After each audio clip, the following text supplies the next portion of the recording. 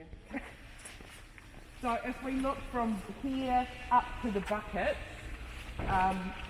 in the Puuraakau it talks about Te Rakitauneke coming, travelling to Murihiku to get kai. So the first two sections here are about different kai that he gathered, and this again is just made up out of our own heads. So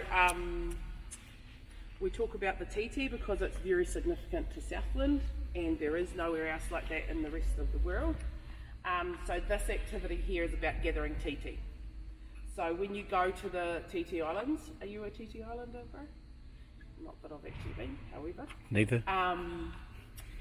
When you come in, the lily pads here represent the rocks, so you've got to get into the island. So there'll be, I've just set it like this, so it's just a jumping exercise. You can set that up any way you want. Keep walking with me. Yep. So once you cross the rocks to get onto the Titi Island, you need to go through the trees, through the bush. So these cones represent the trees and weaving through the trees. Okay, and when you gather titi, they're in a burrow. Okay, so you've got to dive. You've got to, depending on which season, we've got both parts of the season here. So initially, in what's called the nanau, or the spotlighting part of TT season, you've got to stick your arm into the hole to get them out. So the hoop here is our burrow, and so I tell the kids that these represent our titi. Okay, so they're reaching in, they're grabbing a titi, and then they're travelling up to what is bucket represents as a poha, which is the storage. Traditional storage unit of the titi, and so they're just coming up over the rocks as they hit the island, through the trees, collect their titi out of the burrow into the poha. So that's the first part of the kai gathering of Te Rakitauneke. Now these,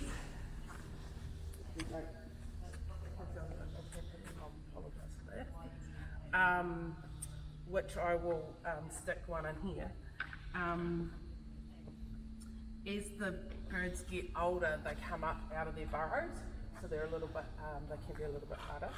So whether or not you put this in just represents a change in season. So the birds are a bit more movie. So, oh God, that was terrible. Anyway, this represents the moving birds, and it's a bit harder to catch. So. No, I did too. So they may have to redo this a couple of times, but it just represents that change in the season. Okay, so once they've got their titi, it goes into the poha. Kapai? Do you want to give it a go, or do you want to keep going round? Go. Okay, cool. We're going another day. Okay. This activity here is representative of diving for paua and gathering kai moana. Okay, so the kids, once they finish that, they line up behind their next cones. The lily pads again represent the toka, the rocks. So what they're going to do is jump over the rocks. Okay, when you get to the beautiful patch of paua that are stuck to the rocks, what we teach the kids to do, and it's a little bit relative to the hikitea te ha, the breathing exercise that we did with Stella. So what we teach the kids is that before you gather from tangaroa, you do a mihi to tangaroa. So we just use the yoga move, so they just mihi to tangaroa. Okay, so it's just that move. And so they've got a mihi to tangaroa before they take a paua. Okay, so before they pick up their paua, they've got to do their mihi. If they forget, they have to put it back and do it again. And then their paua goes into the kite. Okay, so that's ruku paua, or gathering paua. Yep, so rocks, mihi to tangaroa, choose their paua, put it into the basket.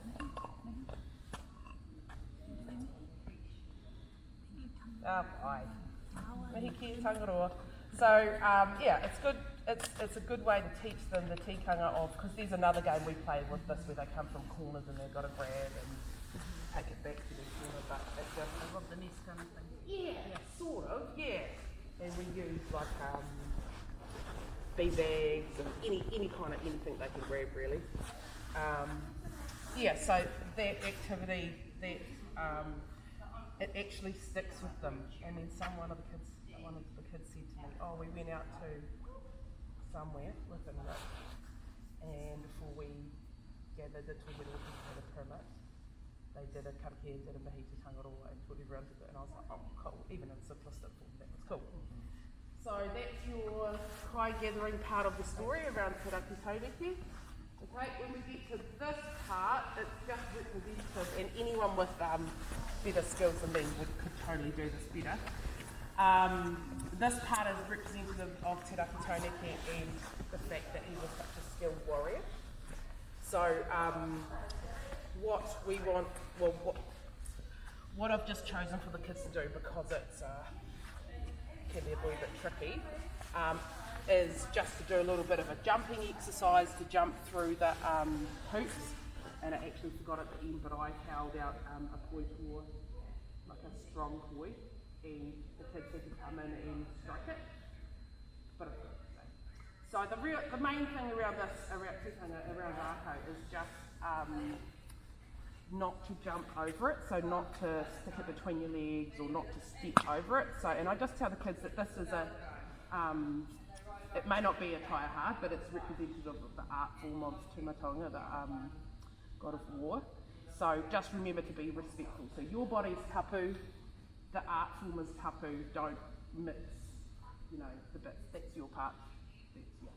So that's the main thing. There's nothing really to be scared about, and obviously just safety around this. Not that they're really swinging, but don't worry, they'll still whack each other in some form. So I just get them prior to starting to do a bit of a jump. So we just do like a 2-to-1 jump like that, and if they can't do it, which is quite common, I would just leave the barco down and just get them to do star jumps. But that form of 2-to-1, 2 feet to 1 foot, is just like a taiaha kind of jump. So I just say 2-to-1. So 2 feet, 1 foot, 2 feet, 1 foot. I'm good to go? 2 feet, 1 foot. Yeah. Those lily pads at the beginning were good for that. Yes. Because you went 2, Yeah. 1, Yeah. 2. Yeah. So, whilst that sounds easy, it's totally not. But anyway, if they're old enough to get the 2 feet, 1 foot, I just get them to do 10 jumps so they go 1, 2, 3, 4, blah blah blah. Yeah. If they're little ones, they just leave it and do 10. Okay, and then when they,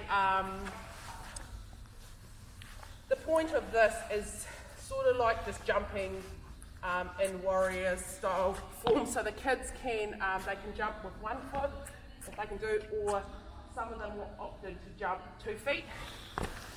But I tell them to keep their rako in their hand because they've got to be ready with that hand, basically. Yeah, so that's just symbolic of that. So they jump,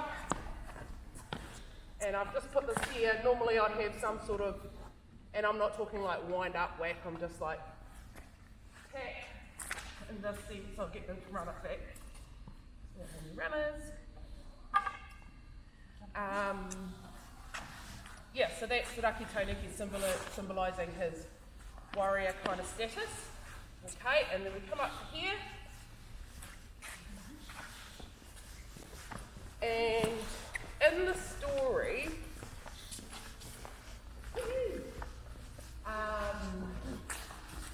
it talks about Te Rakitauneke was sleeping by coastal Otago, and the sound of the waves woke him up. So this here is actually representative of the sound of the waves. So this is a really nice big one. I should have made way smaller. So it's basically just making the sound. And so I had a couple of kids crashing the waves, and then they actually, because we'll do it, They crawl, they want to crawl underneath. Like exhibit A, it's like the one thing you want to do is crawl underneath. Okay, so crashing waves, that's representative of that. And then actual may not hit a balance board, like a beam, balance beam, but I'm just going to use the line here. So Rakitauneke wave woke him up. He snuck away from Matamata, so that's what the balance beam was good for. So I said to the kids, when you're sneaking away, what does it sort of sound like? And they're like, well, nothing. So when you're on the balance beam, you had to just balance quite, carefully and quietly. So that was representative of that. Okay. So he snuck away. Right.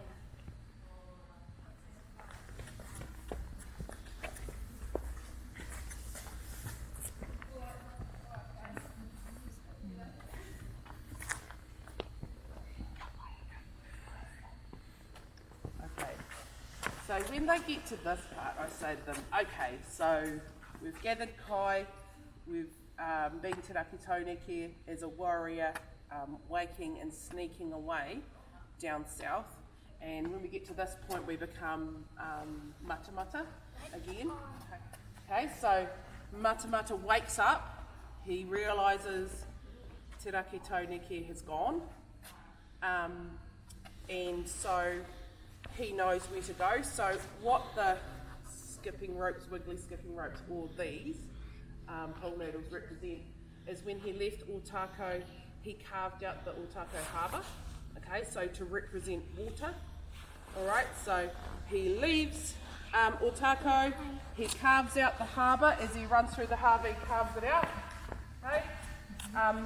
When he gets to the Tairi Plains, so I had like something soft, like mats or something, but I got the kids to crawl, like commando crawl across the Tairi Plains. So as they are running through this, I was like, okay, you're carving out the Puuraakau harbour, you're going across the Tairi Plains, and so again, symbolism. We'll just walk across, but it's cool for them to get into that mode of honey bark crawling across the ground. And so he crawls across the Tairi Plains. As he makes his way south, his tail whips. As it whips through, it creates the rivers in the awa on the way down to Pukenui. So this here just represents land, so I just get the kids to give things a flick as they come through. So representative of his tail carving it out, but I'm just going to do it like that. Flick it, because they just flick it for everyone else anyway, to keep it in that kind of zone. Okay. Half high, so flick, flick, back to the next person. We'll have a runner at the other end.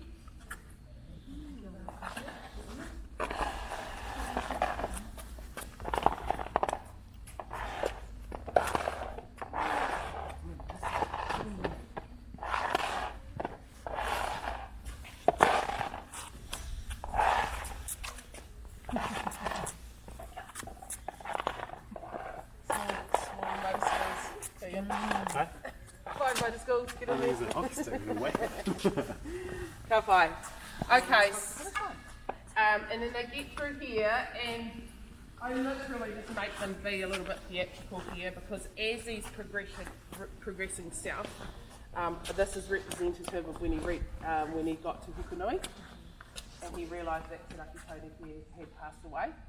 So I usually make them do like a, oh, my heart is broken, because he realised that's when he sensed, and he knew that Te Rakitauneke had passed away. So this here is a heartbreak. And depending on what you've got available, if you had mats or something,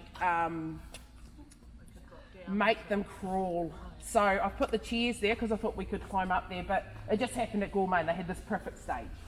And so I put a couple of mats up the top of it, but then the kids put more mats and they just crawled from there all the way up. So representative heartbroken when he reached Hukanui, and then he was heartbroken, so he climbed up the Hukanui maunga. So if you can, have some form of crawling. If not, just get them to do like a, you know, a muku kind of crawl, like a lizard crawl.